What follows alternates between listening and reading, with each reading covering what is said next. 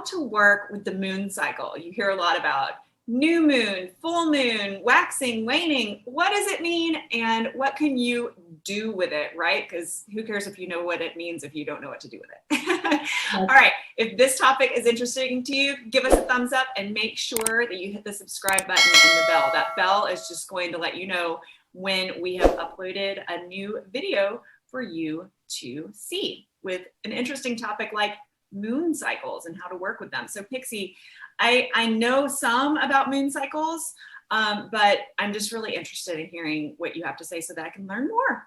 Sure. So we'll start with the new moon. And if you want to write anything down while we're talking, this is a great opportunity to do that.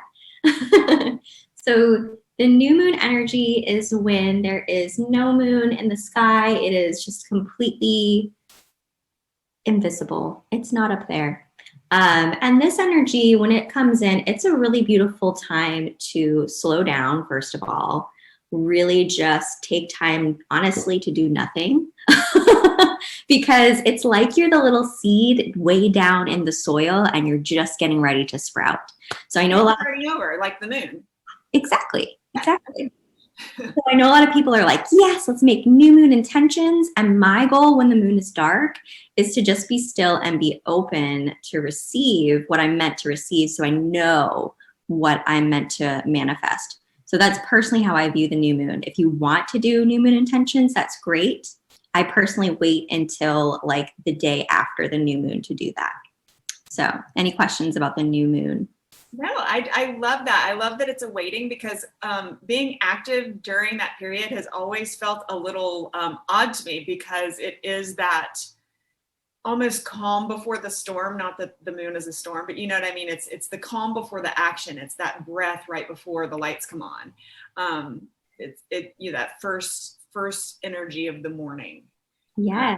So yeah, no, I love this take on it, because you do hear so many other things, do a new moon ritual or a new moon intentions. But one thing that I don't think that a lot of people realize is that the cycles aren't just like one night and you missed it. It's like, 48 and 72 hour cycles. So you have new moon, obviously you have the inception of it day one, but if you miss the new moon day, you didn't miss the new moon, because you've got, that 3-day period. Yeah. You can do your magic or whatever the day before, the day after. That 72-hour period is pretty open. But like that day when that new moon is, I really just like to shut everything off and just lay in bed, cuddle, read a book, have some tea, maybe meditate, just do something for self-care. Yeah, perfect. You know me and my self-care. That's great. All right. New moon equals self-care and be quiet. All right, check. Yeah.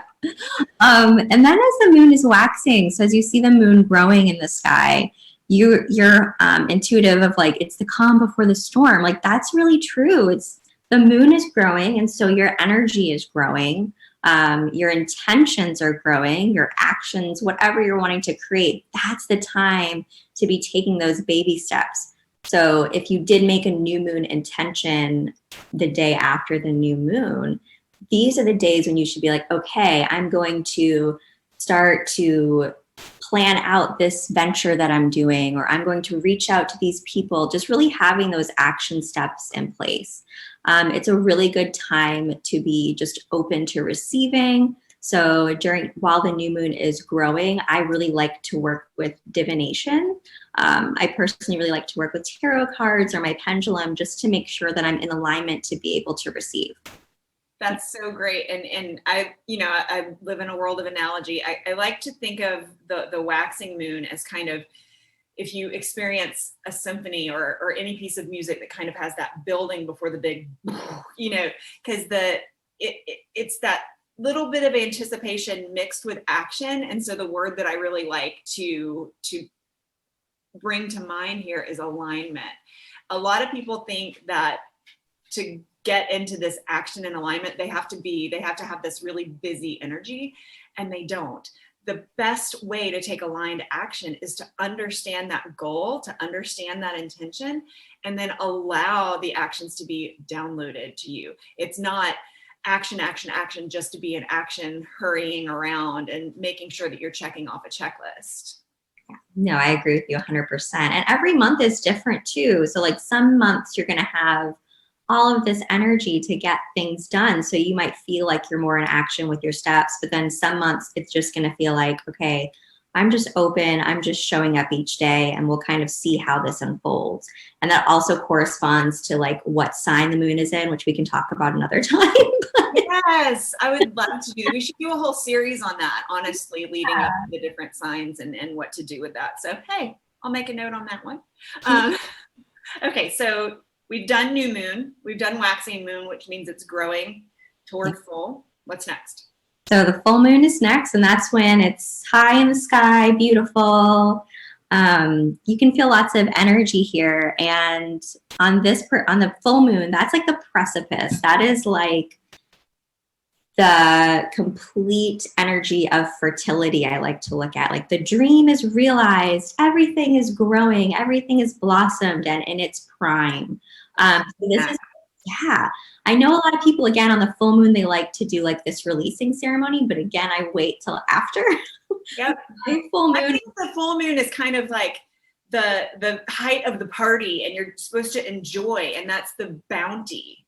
Yes, yes. It's totally a time of being grateful. I like to do this practice of drawing down the moon, which we can talk about later, but really just letting your whole energy be filled and feel excited and just, yeah, it's a good time. Yeah, it's a really good time. And I think that a lot of people also get the action thing wrong here. That they feel like they've got to do a whole bunch of stuff, or, you know, I know that a lot of people are like, oh, I got to hurry and put all my crystals out so they can recharge. You know, again, you've got a cycle. It's a cycle here. It's not just like, oh, darn, I missed it. It comes on. It's very gentle. You know, the moon isn't like do full, you know, it builds up. And so use that as a guide for your energy and your action as well. And when it is full, think of that, you know, that birthday moment when the spotlight's on you and you have your candles and you have your gifts, and you just for that moment feel full and you're enjoying. That's really what the full moon is about for me anyway. No, I agree with you. And I was going to say with the crystals thing, you don't have to put your crystals out to charge every month. You could do it like quarterly. They don't always have to be charged. So, or like, I'm very regimented about that, but so sometimes they still are charged and then we like are charging them again, but just stay open to when you're meant to. The last portion of the moon cycle is when it's waning, when it's getting smaller. And this is a time to really like step into, okay, what do I need to release at this time?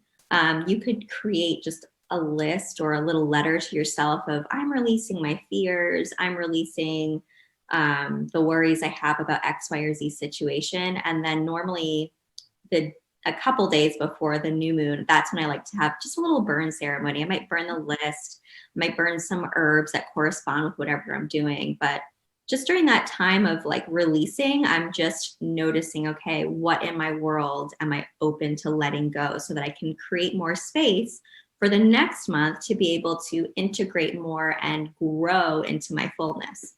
I love that. And I love that you bring this up quite often, is, you know, putting your intentions down, putting something down that you want to release, and then burning it and letting it go up. And some people are like, why do you burn it? You know, think about it like this, just from a psychological standpoint. You have your conscious and your subconscious, also your super conscious mind, but putting these conscious actions together with the subconscious release actually helps to tap into that super conscious, because you're getting everything in line, and making sure that your conscious mind, which is actually doing the actions, the writing, the lighting, the releasing, it helps to align all of that so that you can be more centered. I would use the word calm, but calm seems like it's inactive to me. So centered and balanced. Mm-hmm. And the only way that you truly can receive to go through the next cycle is if you are centered and balanced. If you don't have that centering and that balance, you may receive things, but not in the same way and not to the same degree and to the same effect and success that you would otherwise. Yeah, like all the little magical like steps you might take to burn something or to use herbs. It really is a lot also about activating those parts of the brain so that you can feel that transformation. And as humans, we like that action to be able to see it and let it go. Yes, definitely. Absolutely. This is fantastic, Pixie. Thank you so much for walking us through all of this and helping us to understand it in a different way. I think that a lot of times it's presented to us too academically and people take it too seriously, like the putting out of the crystals at every full moon, things like that. So thank you. It's such a gentle and allowing way to look at the moon cycles. If you found this to be of help, give us a thumbs up. And don't forget, if you're not a subscriber, why not hit the subscribe button and the bell, because we are bringing you things like this all the time to help you live a more intuitive, enlightened life. See you next time.